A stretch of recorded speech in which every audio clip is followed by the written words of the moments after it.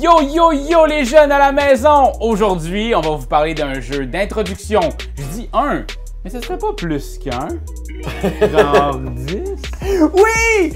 C'est le top 10 des meilleurs jeux d'introduction au hobby. Donc, des jeux que tu peux présenter à qui? À ta famille, ton cousin, ta cousine, cet ami qui dit « Non, j'haïs ça, moi! » Regarde, tu vas le convaincre avec des petits jeux comme ça qu'on va te présenter aujourd'hui. Au lieu d'y claquer dans la face, t'as juste à lui montrer un beau jeu. C'est ça, parce que tu commences par Sushigo, puis là, de fil en aiguille, la pâtes. ça s'en vient du Exactement. terraforming Mars. Bah, tu sais, c'est ça, le petit train va loin! On est comme des vendeurs de crack. Pour introduire le deck building, tu sais, on s'entend que le deck building, les jeux de cartes comme ça, ça peut être intimidant. On pense à Magic, on pense à des gros jeux intenses de collectionneurs. Ouais. Alors qu'il y a des petits jeux d'auteurs très brillants comme Rainer Knizia qui s'appelle Eldorado. La quête de l'Eldorado, c'est un jeu de deck building dans lequel on va explorer. Mais c'est une course aussi, là. Ben oui, c'est ça qui est cool! C'est que c'est pas juste du deck building, c'est une course. Le premier qui se rend à un temple perdu, quelque chose de même au milieu de la jungle. Puis là, t'as comme ce relief-là, là, avec t'as de la jungle, t'as des rivières, t'as du désert ou de la... Je me souviens plus trop, là. En tout cas, t'as des types de terrains, puis t'as des cartes qui te permettent d'affronter ce terrain-là. On n'est pas dans Star Realms ici, là. On essayait d'aller comme simplifier un peu. Mine de rien, Star Realms, pour vrai, j'ai failli le mettre dans le top d'introduction. Hero Realms. Oh, Oui, Hero Realms! Realms! Mais c'est ça, c'est tous des petits pictogrammes, cette façon aussi, c'est ça. ce langage était peut-être un petit peu plus compliqué, tandis que ici, avec Eldorado, on est dans quelque chose de simple, d'agréable, puis en même temps avec une belle rejouabilité bien juteuse. Mais bon, on se demande si c'est un channel de jeux de société ou de cuisine. Ah! C'est tellement un langage qui donne l'eau à la bouche. C'est hein. Ben vrai. écoute, en parlant d'eau à la bouche, Ouais. on a un top 9 qui est... Qui ressemble à un top 1 à cause de son nom quand même. ouais? Hein? Ben oui, Just One. Il est en 9e position, mais il peut être en première position dans mon cœur, comme le dit son titre. Just One, c'est un jeu coopératif de devinettes. Dans le fond, c'est ça, c'est une façon de faire le party avec tes amis quand tu veux découvrir des mots sans... comment je pourrais dire ça? En disant pas trop. Parce que si jamais tu dis le même mot avec la même personne, ça enlève des indices et là, t'es foutu fichu pour avoir justement la bonne réponse. Moi, je trouve que c'est un excellent jeu d'introduction parce que c'est un jeu coopératif, ce qui fait en sorte que les gens autour de la table ne sentent pas la pression de la compétitivité. Exact. C'est encore des beaux mots que je dis aujourd'hui. Ça sonne bien. Mais justement, on a envie de s'amuser puis de faire en sorte qu'on va trouver des mots ensemble. Ouais. Just One. Puis en même temps, c'est que tu veux en jouer une deuxième parce que tu veux améliorer ton score de la première partie. Exact. Fait que c'est un jeu qui va se faire jouer plusieurs fois. Oui. Un jeu coopératif Oui. et un jeu ben fun. En 8e position, on a un jeu coloré, un jeu qui est vraiment, tu sais, qui tape à l'œil. Puis je pense que ça, c'est important dans un jeu d'introduction. Oui. Il s'agit de Twin It! Oh oui! Jeu qu'on a découvert il y a quelques années qui, depuis, nous suit dans toutes nos soirées de jeu, nos conventions de jeu, nos soirées en famille aussi. Ouais. C'est un jeu tellement simple à expliquer et tellement coloré. Puis justement que tu mets ça sur une table, tout le monde veut y jouer, mais tout le monde finit par... Se frapper sur les mains. puis saigner du nez parce que, tu sais, au début, ils sont comme « Ah ouais, c'est drôle. » Puis plus ça avance, ils sont comme « Hey, c'est de moins en moins drôle, ce jeu-là. Il y a donc des cartes sur la table. Ils sont comme « Ouais. C'est le fait d'être super alerte partout, tout le temps, puis d'avoir une mémoire photographique full développée, parce que l'affaire, c'est que tu peux, après ça, justement, aller voler sur le paquet des autres. C'est ça qui est le fun, puis c'est là que ça fait une légère compétitivité qui peut être très attrayante et peut créer des moments, disons, loufoques en famille. Un beau jeu de rapidité, d'observation, puis en même temps, tu sais, des fois, tu as ta carte juste en haut, là, là tu revires, puis là, après ça, tu vois que de l'autre bord, ça ressemble à une autre carte que tu avais déjà revirée, qui n'est plus là. Le moment où tu sens que tout le monde arrête de respirer, là, parce que c'est juste... Parlant d'émotion, moi, un des jeux qui m'a le plus émotionné, c'est notre prochain, c'est Stay Cool. Et ça, pour vrai, puis je sais que c'est quelque chose de répandu. On dit tout le temps qu'un homme n'est pas capable de faire deux choses à la fois. Là, ici, il faut en faire trois. C'est d'une horreur. Bah, je suis une femme, j'ai de la misère aussi à ce Oui, jeu-là. oui, je veux dire, c'est non-genré, là, être pas bon. Un genre de jeu de party et de défi où il y a un joueur qui va se faire poser 2 questions simultanément par ses voisins. Fait que tu as des cartes, puis là, il y a une question qu'il faut que tu répondes avec des dés, une espèce d'épreuve physique, puis des épreuves de connaissances générales, mais connaissance générale, juste des niaiseries. Oui, là, oui. tu sais. Nomme-moi 3 chiens, mais pas un labrador. Ouais, Fait que là, ton tu fais cerveau, juste il penser à jamme. labrador. Hey, c'est dur juste parce qu'il faut que tu penses vite, puis t'as un ouais. sablier, il faut que t'en fasses le plus possible. C'est vraiment genre de jeu de camp de jour. Ouais. Tu sais, tu peux jouer avec ton équipe d'impro, avec ta famille. Ouais. Pour commencer une soirée où est-ce que tu as juste ouais. le goût d'un petit défi. Exact. Moi, là, les jeux qui marient la nourriture et le société, le jeu de société, j'adore. Puis quoi de meilleur qu'une petite salade pour entertain tes petits parties? Fait que tu peux servir... Non, mais c'est... C'est vrai! Et en 6e place, point de salade ou salade de poing. Oui, on a vu à quel point on a mélangé gourmandise et plaisir, hein, ici.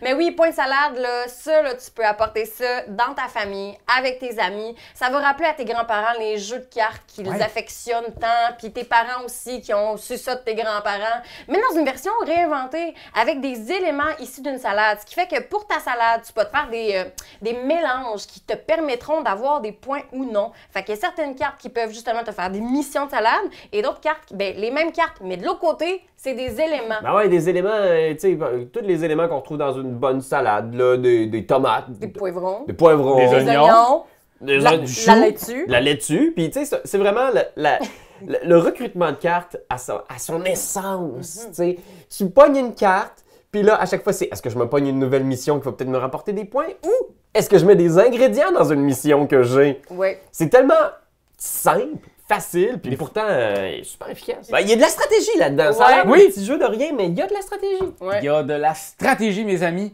Et c'est aussi stratégique que de se bâtir une ville avec le bonheur et tout, parce que c'est un peu ça, hein? Notre 5e place, c'est ça? 5e place. C'est Happy City! Oui! C'est un très bon jeu d'introduction aussi, un jeu de bâtir ta civilisation, mais ici, on essaie de faire en sorte que les habitants et le bonheur cohabitent ensemble, d'essayer d'avoir le plus haut taux de bonheur dans ta ville. Un jeu qui se joue en presque 10 tours, en fait, à 10-12 tours. Ouais.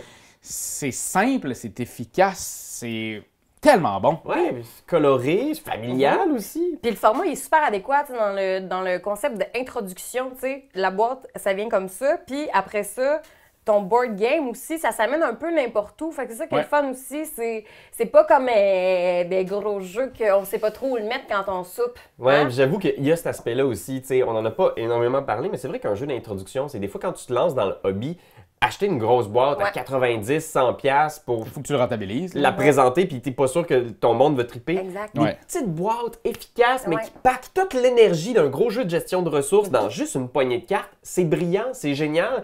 Puis ça va donner le goût aux gens à qui vous présentez ça de... Ben, tu sais, c'est un teaser, là, c'est un avant-goût de tout le monde qui se cache après les gestions de ressources, construction de villes. Il y en a plein. Parlant de ville. Oh. Mais cette fois-ci, il n'y a pas de bonheur dans cette ville. Non, il y a des crimes, je pense, hein? Oh non, puis faut-tu élucider ces crimes-là? Ben oui, Ah! Et c'est notre 4e place aujourd'hui, Micro Macro Crime City.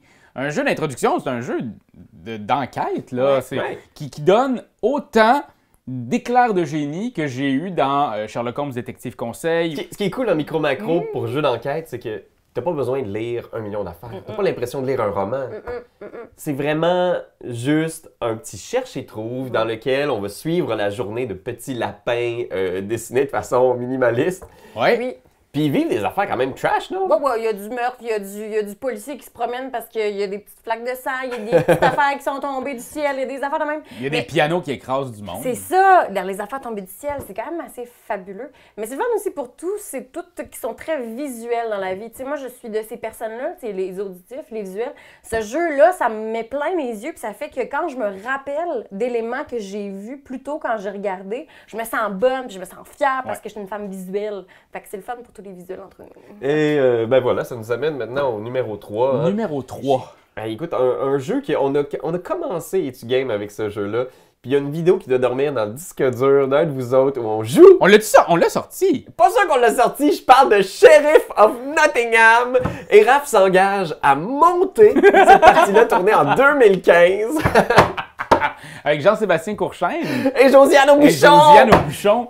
C'était un beau moment, mais à savoir, c'est un jeu de bluff, là. C'est pur et dur. On a notre douanier, le shérif, qui, dans le fond, va essayer d'intercepter des gens qui vont passer des choses illégaux à chaque tour. Ou peut-être pas. Peut-être que les gens sont très... Tu sais, comme moi, quand je passe les douanes, je mets pas plus de bouteilles d'alcool, là.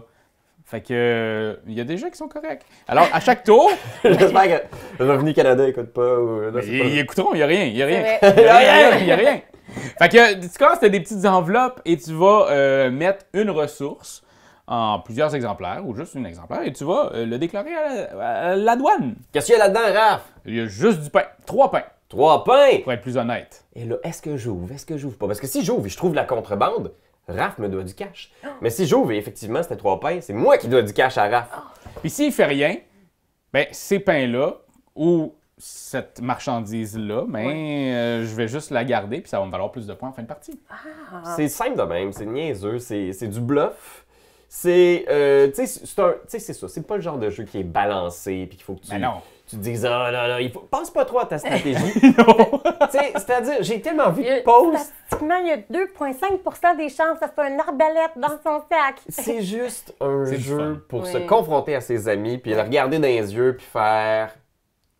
Tu me mens. Ah, puis c'est le fun parce que, tu sais, quand ça fait longtemps que tu connais des gens, tu commences à comprendre leur concept quand ils mentent, là. Fait que non, mais c'est vrai, Ouais. leur non-verbal parle. Fait que ça, c'est le fun de redécouvrir les gens que tu connais puis faire « Oh mon Dieu, je pensais pas que tu pouvais me mentir comme ça. » Ou « me semblait que c'est ton sourcil qui sourcilait. Comment ça, là, si tu mords ta lèvre? » J'adore ces moments-là. En deuxième place, mes chers amis. Ah oui! Donc, Les charlatans? Les les charlatans? charlatans. Les charlatans de Bellecastel. Oh mon Dieu, ça, là, ça, moi, c'est comme un petit bonbon d'introduction quand je joue avec des amis. C'est une façon de pusher your luck, de créer des combinaisons. C'est quand même complet, mais simple. Puis c'est ça que j'aime beaucoup dans ce jeu-là, c'est que tu vas pas te dire, mon Dieu, je n'ai rien appris, ou mon Dieu, c'est zéro ennuyant, là. C'est vraiment dans le stimuler, mais pas trop que tu es capable de faire dodo sans te dire, voyons, je suis un gros cornichon. Ouais, c'est ça. T'es un charlatan ou une charlatane.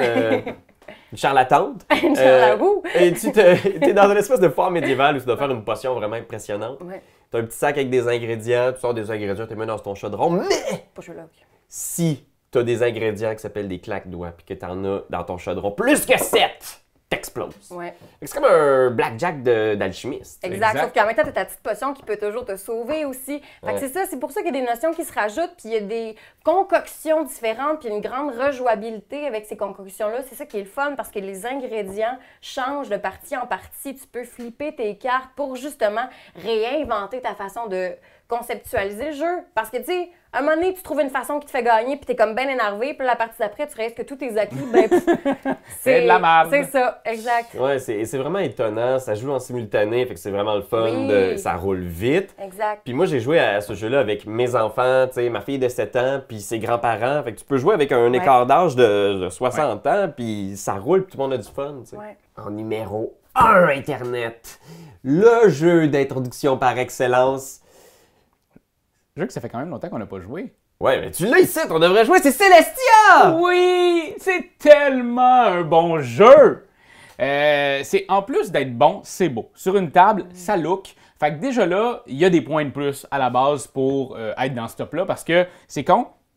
Quand on a tout de suite envie de jouer par la beauté du jeu, il y a déjà beaucoup de points de gagner. Là. Ouais, puis- La famille va venir plus vite, Ouais. les amis. Ça met le party parce que tu vois des gens jouer à Celestia puis tu les entends hurler de loin. Une table qui joue à Celestia, tu peux les entendre genre à au moins 1 kilomètre. C'est un autre push your luck. Un push your luck où on joue tous des navigateurs sur un bateau volant et on doit passer d'île en île pour aller essayer de se rendre à l'île la plus payante. Et on brasse des dés de menace et le capitaine du bateau, à chaque tour on a un capitaine de bateau, on a des cartes. Ben avec ces cartes-là, on peut les utiliser quand on est capitaine pour annuler des menaces. Exact. Puis si on n'est pas capable d'annuler les menaces, on se plante, puis tout le monde qui est sur le bateau s'écrabouille. Fait qu'à chaque tour, c'est est-ce que tu restes sur le bateau? Fais-tu confiance au capitaine? Penses-tu qu'il a ce qu'il faut en main? Puis plus il avance, plus la récompense est forte, est bonne, Ouais. mais plus la difficulté est forte aussi. Et il faut le dire quand même, Internet, je sais qu'il y en a qui vont nous le dire, il est peut-être en ce moment un peu plus difficile à trouver qu'il a déjà été, mais moi j'ai confiance. Blam! Sortez-nous ça! Une petite édition, là. Une petite réédition, on est dû, Célestia, c'est donc bien bon, Seigneur, jouez à ça! Exactement. Et c'est ce qui met fin à notre top 10 des jeux d'introduction. Mes chers amis, si vous en voulez plus encore, ben nous, on a fait un top. Là, Ouais. le top, il commençait à 29. Fait qu'on a comme mis beaucoup d'amour dans la sélection de ce succulent top 10. Mais on Oh! cherchait vraiment la crème de la crème. Mais ça reste qu'il y a quand même 20 autres jeux, environ 19 pour être plus précis, qui vont être sur notre Patreon. Vous pouvez y aller. Vous pouvez aussi nous dire « Hey, moi, mon jeu d'introduction, par exemple, c'est tel jeu ou tel jeu. » On aime ça vous lire. Oui. Fait que continuez de commenter, partager et merci d'écouter Internet. Puis n'oubliez pas, sonnez donc la cloche. Comme ça, vous allez toujours être au courant de nos vidéos qui sortent. C'est malade, ça. La technologie en 2022. Et là-dessus, Internet, je vous souhaite de vous sustenter du jeu comme autant de bonnes pâtes. Ou du crack. Je l'ai dit. J'en peux plus, moi, je m'en fous.